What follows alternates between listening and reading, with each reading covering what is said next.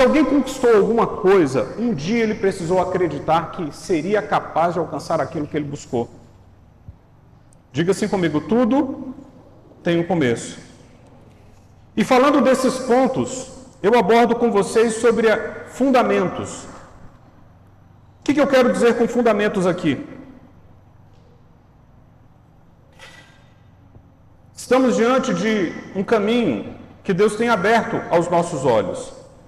E não adianta nada eu entrar aqui para vocês e falar sobre fé, falar sobre caminho, falar sobre direção, dar dicas de como fazer acontecer algumas coisas, se a base, se o fundamento não está estabelecido. A primeira coisa que precisa haver no meu coração e no seu coração é isso aqui, ó. As duas bases, que é Jesus e a sua palavra. Não adianta nada você querer crescer na fé ou desenvolver uma fé se não houver em você primeiro Jesus.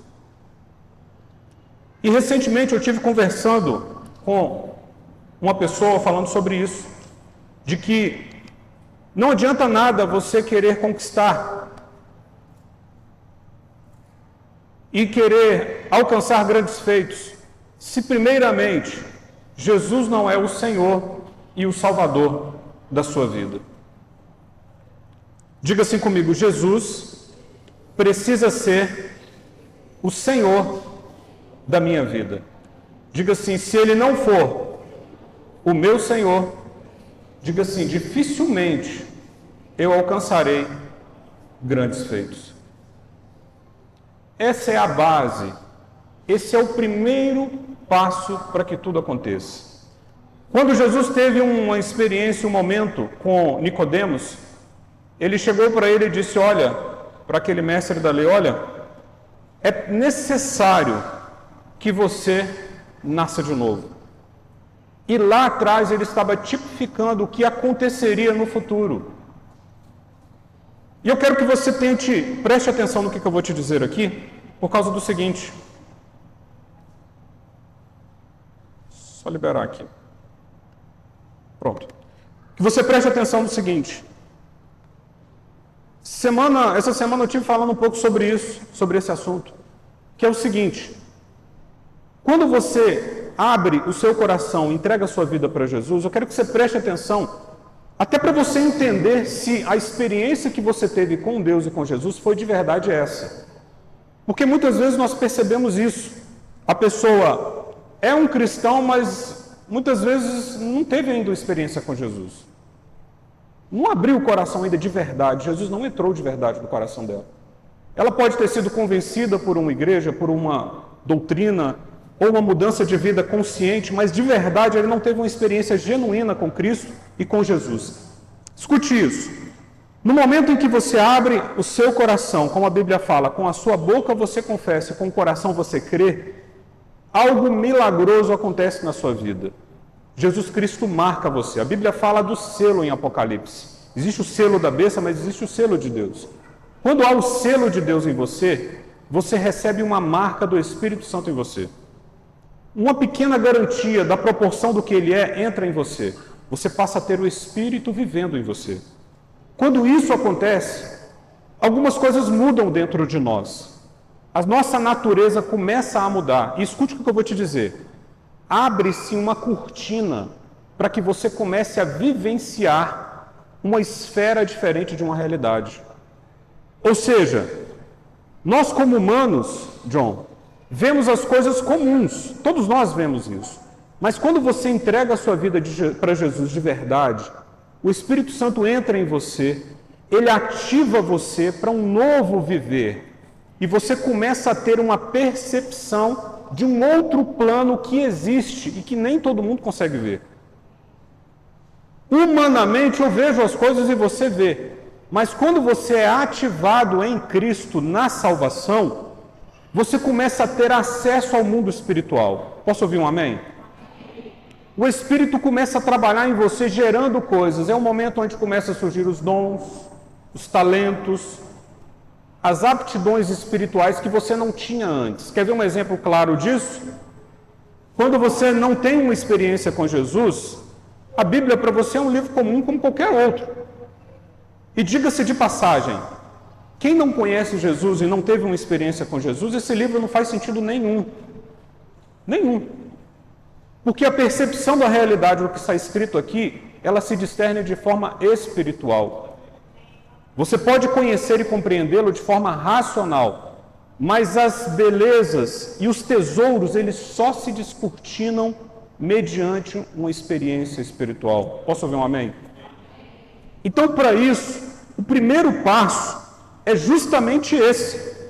Você precisa crer, confessar com a sua boca e crer no seu coração, para que você seja salvo. E a partir desse ponto, o selo de Deus marca você. E aí você vai começar a experimentar questões espirituais. Quer ver um exemplo? A pessoa vem para cá, chega um louvor maravilhoso como esse. Se você não sente nada, duas coisas. Ou você está muito desnutrido espiritualmente, ou você nunca teve uma experiência verdadeira com Jesus. Porque a percepção da unção espiritual que se gera num altar em uma adoração, só sente quem tem Jesus no coração. Posso ouvir um amém? E eu já quero de cara trazer isso para vocês. Se você não sente isso, escute, essa palavra é para você. Você precisa urgente confessar com a sua boca e crer no seu coração para que você seja salvo. Porque não somente você vai deixar de experimentar isso, você corre um grande risco de ir para o inferno por não ter Jesus no seu coração. Consigo ouvir um amém? Então diga assim comigo, a primeira coisa é ter Jesus no coração. Diga assim comigo, confessar a Jesus e ser salvo. Então eu queria que você fechasse seus olhos. Se você nunca fez, você vai fazer agora. E se você fez, você vai reativar isso agora. Diga assim comigo, Senhor Jesus, nessa hora, eu entendi que eu preciso do Senhor. Diga assim, eu entendi que eu preciso ser salvo. Eu confesso com a minha boca que Jesus é o Senhor, é o Salvador, é o meu Deus e eu preciso de Ti. Diga assim, Senhor Jesus, perdoa os meus pecados, perdoa os meus erros, lava a minha vida, Senhor. Me ajuda a ser uma pessoa diferente. Diga assim, lava os meus pecados, purifica a minha vida, toma o meu caminho e eu te peço, guia os meus passos, leva-me aonde o Senhor quiser e trabalha a minha vida da forma como o Senhor quer. Escreve o meu nome no livro da vida, para que assim eu seja salvo e possa adentrar no céu. Tudo isso eu te peço em nome de Jesus. Amém e amém. Se você nunca fez essa oração, pelo menos já foi a primeira passo, o primeiro caminho. Você entregou tua vida para Jesus. Amém? Então esse é o primeiro ponto. Não adianta nada o restante.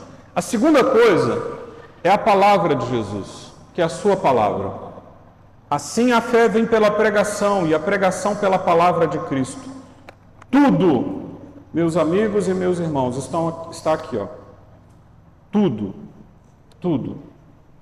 Se isso aqui não tem importância para você, eu fico um pouco preocupado.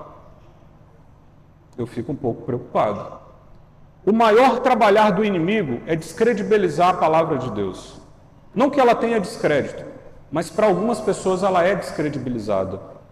Porque as pessoas, ou algumas pessoas, acreditaram que isso aqui é um livro comum, que é um livro distorcido, manipulado, estragado. Isso aqui precisa ser a base da tua vida.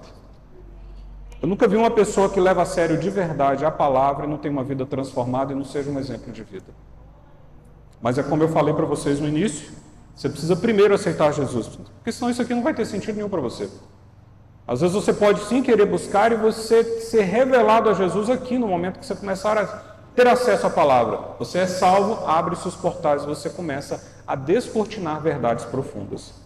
Consigo ouvir um amém? Então pega a sua Bíblia aí, onde você estiver.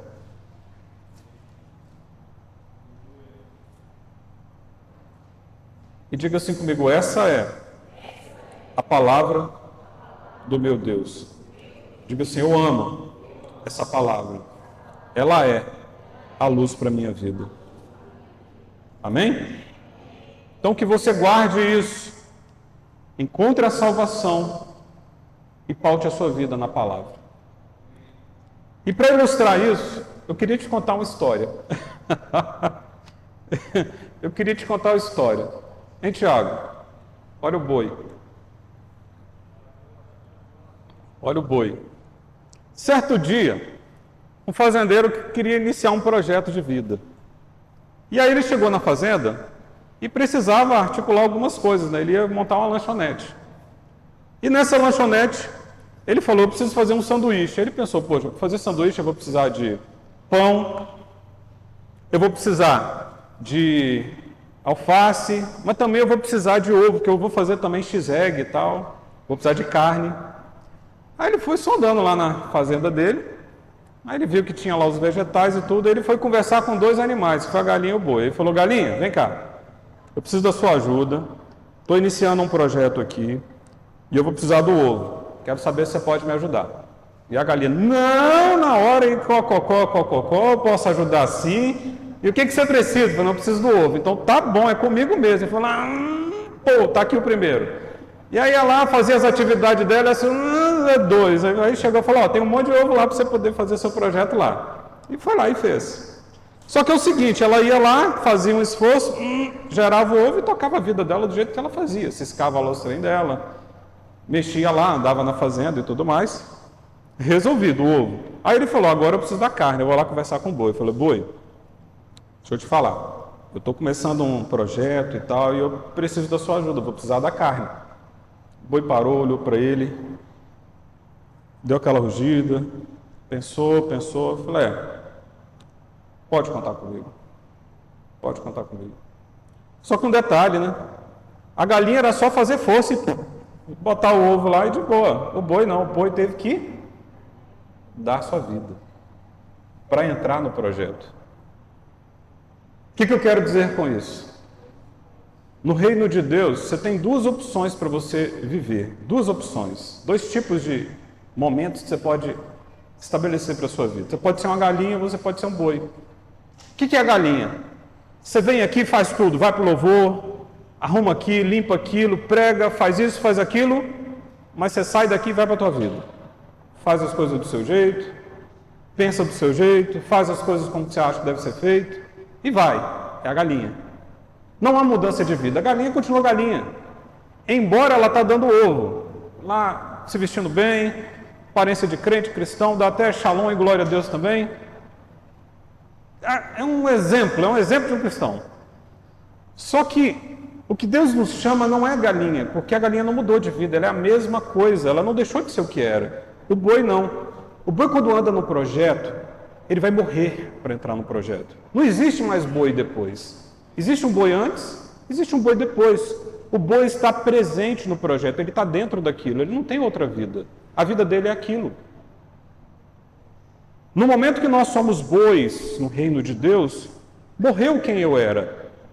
A minha vida está inserida nesse projeto. A minha vida está inserida no reino. O que o reino for, eu sou. Não tem mais outra opção. Você morreu para o que você era. Você agora está dentro do projeto. Você está no pão e virou sanduíche. Consigo ouvir um amém? Olha o que eu vou te dizer agora. Enquanto a sua vida não tiver um comprometimento a esse nível, você nunca experimentará o que Deus tem reservado de plenitude para a sua vida. Consegue entender o que eu estou dizendo? Se você for uma galinha no reino, você não vai provar as grandes coisas que Deus tem reservado para você em sua vida.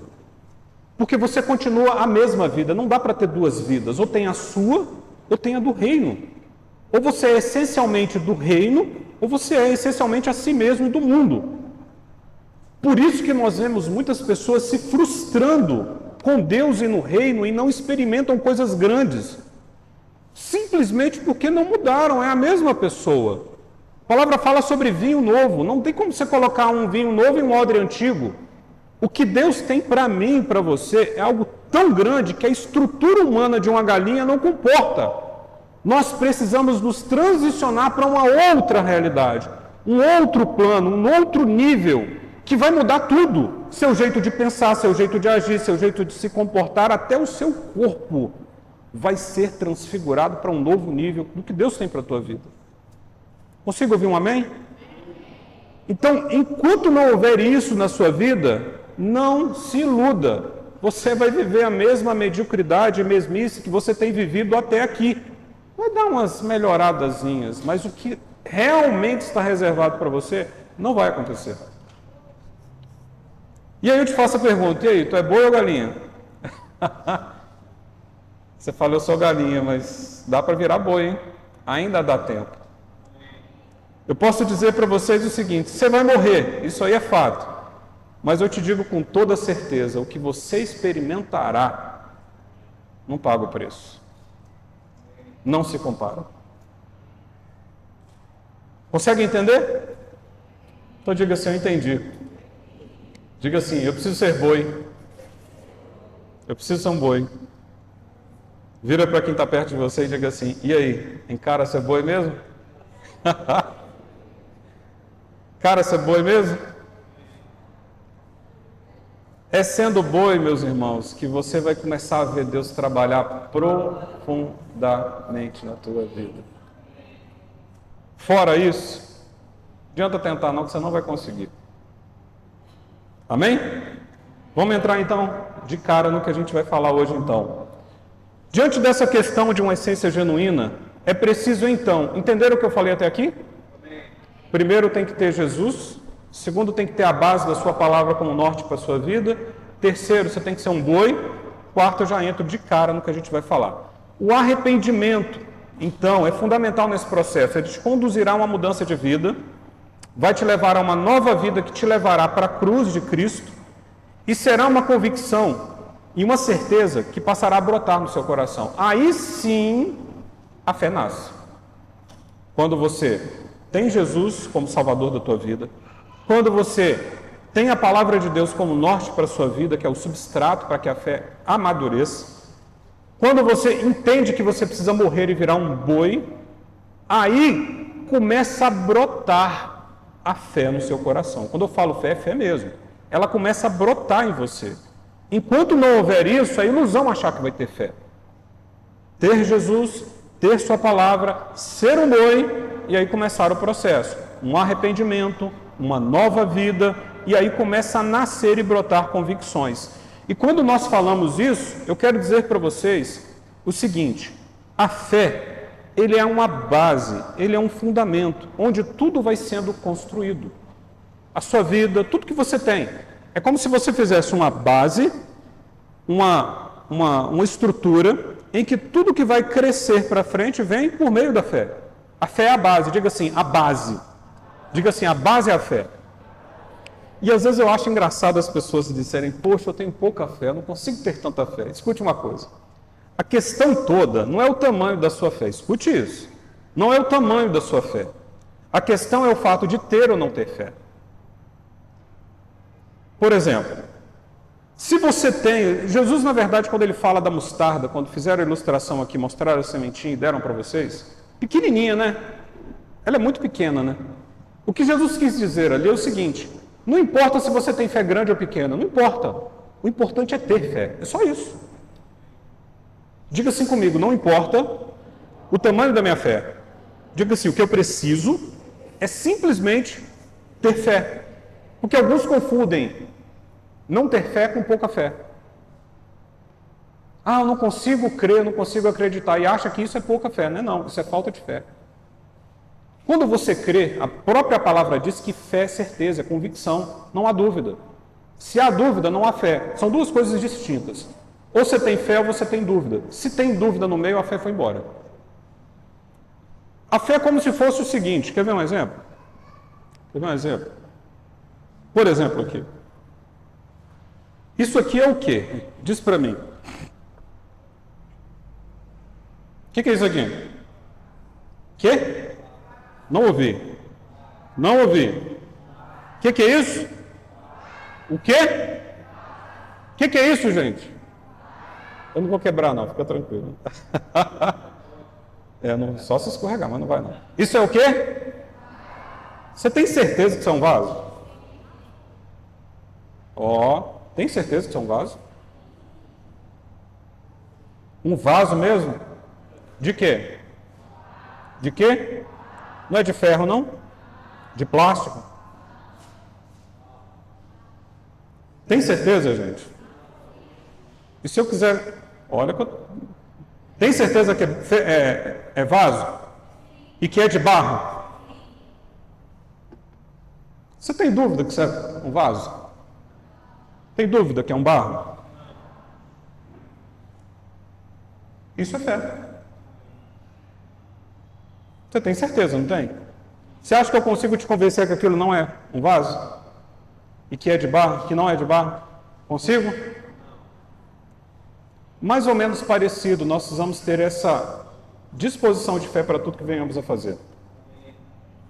Se a dúvida entra, você quebra o processo, a coisa não anda. Posso ouvir um amém? Você precisa simplesmente ter fé, é só isso. Não se importe se sua fé é grande, se ela é pequena, se vai ir longe ou não vai, não interessa. Tenha convicção daquilo que você se propõe a direcionar a sua fé. Não deixe a dúvida entrar no teu coração, ela tem que ter um alvo certo nesse sentido. Amém? Então, não há como desenvolver algo que não existe em você. Então, a fé precisa existir primeiro. E você precisa acreditar, você precisa crer. Simplesmente é o que eu acabei de dizer. Simplesmente creia. Então, se você tem uma fé em você, é natural o desenvolvimento dela. Então, vou tornar a dizer tudo o que eu disse. Primeiro, você precisa ter Jesus como Senhor e Salvador de sua vida. Esse é o primeiro ponto. Não adianta queimar processos, é passos. Jesus como Senhor e Salvador de sua vida. A sua palavra como direção e base para a tua vida. Você precisa ser um boi e você precisa ter a fé. Mesmo que seja pequenininha, mas tem que ter. Para que depois desenvolva essa fé para outras coisas maiores.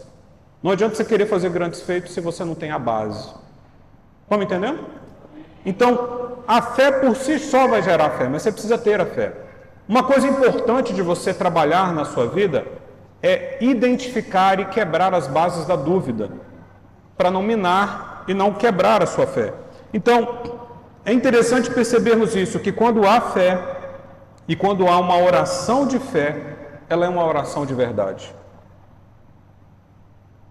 Às vezes você fala, Senhor, abençoa, faz isso, Senhor, eu preciso de dinheiro, eu preciso disso, preciso pagar isso, preciso pagar aquilo, Senhor, tá difícil. Às vezes eu pego alguns pacientes, irmãos, essa semana veio uma desse jeito. Falei, doutor, quando a gente firma com Deus ali, é luta, né? A gente começa a ter luta, ter dificuldade, não sei o que e tal. Eu virei para ela e falei, irmã, deixa eu te falar. Isso aí eu não acredito desse jeito, não. Você pode até ter dificuldade, mas viver de luta, de dificuldade, não. Se eu tenho a Cristo, vivo em Cristo, estou firme nele, eu posso até ter dificuldades. Mas eu não vivo cabisbaixo para baixo, achando que a luta, porque é duro, é perseguição, não. É vida com cabeça para cima e rompendo em fé e crescendo e amadurecendo. Se você tem essa percepção que isso aí é um jargão, isso é um engano do inimigo. Dizendo que você vai servir a Deus, estar firme com Deus, aí vem luta. Luta faz parte. Mas a minha vida não é uma vida para ficar em sofrimento. É de pé. Entendem? Então, algumas coisas são sutis. Quando você desenvolve isso, meus amigos, meus irmãos, a vida é outro nível. É outro plano, é outra realidade. Tudo que você se propõe a fazer, você conquista. Posso ouvir um amém? Então, até mesmo na tua oração, quando você orar, você não precisa gastar muito tempo, não. Olha a diferença de você orar, Senhor, faz aquilo. Diferente de você chegar, Deus vai fazer. E você chegar e falar, Senhor, muda a vida dessa pessoa, você já tem no seu coração a certeza. Fala, muda, Senhor. Muda essa realidade, muda essa situação, tem certeza, o Senhor vai fazer. Pronto, toca a vida. Tua ansiedade saiu, tua preocupação saiu, você depositou naquilo. Depositou nele que tem o poder. Quando há uma convicção, até a forma de você viver e de orar é diferente. Você não faz muito esforço, porque você sabe que já deu certo. Amém? Consegue entender? Diga assim, a fé, quando existe, Funciona. E aí, meus irmãos, a sua oração vai ser uma oração de verdade, verdadeira, e ela vai funcionar. É o tipo da pessoa que ora e a coisa acontece, as coisas funcionam, tudo começa a dar certo. E aí nós percebemos uma fala do pastor César Castelhanos, que ele diz o seguinte, lá no começo do ministério dele, em que Deus deu uma palavra para ele dizendo que os sonhos são a linguagem do Espírito. E sabe quando que ele disse isso? Quando ele estava lá atrás, começando uma célula na casa dele, se eu não me engano, com 8 pessoas. Não é isso? Hoje é um dos maiores líderes que o mundo tem hoje. Mas por quê? Ele simplesmente creu no que Deus gerou no coração dele e disse, olha, sonhe. E naquela época Deus disse para ele, olha, você vai ter uma igreja tão grande, com tanta gente, que vai ser igual às estrelas dos céus e a areia do mar. É o mesmo chamado que Deus deu para Abraão lá atrás. Idoso, mulher estéril, não teve filho durante a vida inteira, e Deus fala para ele, você vai ter filhos e vai ter tantos descendentes que você não vai conseguir contar. É quando nasce essa centelha do coração da fé dentro de você, em que as coisas começam a brotar. E aí tem um ponto interessante, que eu queria que você observasse. Que uma coisa é você pedir, outra coisa é você sonhar. Consegue entender o que eu estou dizendo? Pense comigo. Senhor, me dá um exemplo aí, me ajuda a ter a criatividade aí. Fala uma coisa aí que alguns de vocês querem, me fala aí. Um sonho aí, um projeto, algum objetivo? Ir para Israel? Beleza, show. Você vai sim. Presta atenção, pastor Marli, olha aqui. O casal, vai a família toda, não é a família. A fé é só para o seu ou para a turma toda? Os 4, né? Então beleza. Escuta, presta atenção. Senhor, quero ir para Israel. Oh, Senhor, abre as portas, dá condição. Precisamos ir, Senhor. Sonhe para Israel e ora, anos e anos. Ela fez o que ali? O exemplo que eu dei. Fez o que ali? Isso. Não ouvi.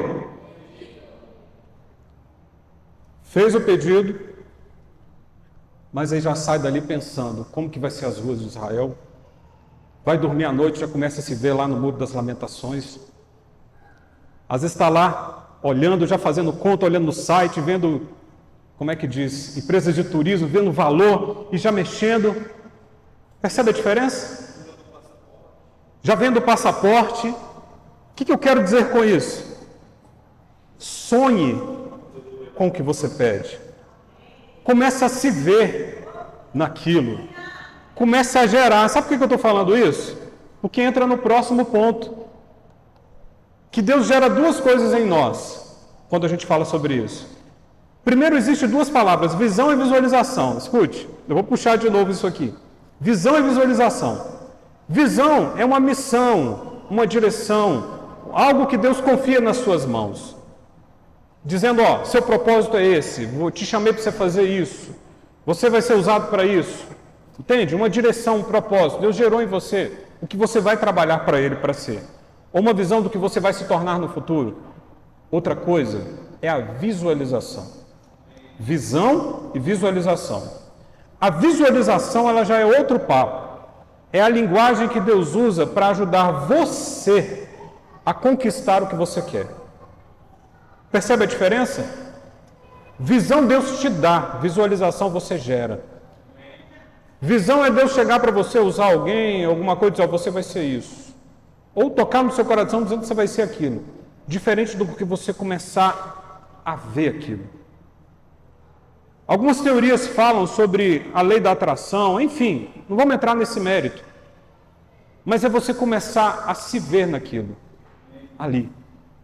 Sonhar com aquilo. Parar e começar a focar naquilo. Começar a gerar isso dentro de você. Você fez o que há? Visualização. Então, voltando, a visão é uma missão, um propósito que Deus confia a você. Agora, a visualização, ela te ajuda a começar a sonhar com aquilo. E com pouco tempo você vai tornar isso uma realidade. Escute o que eu vou dizer para vocês. Você dificilmente vai alcançar alguma coisa na vida se antes você não visualizou e não sonhou.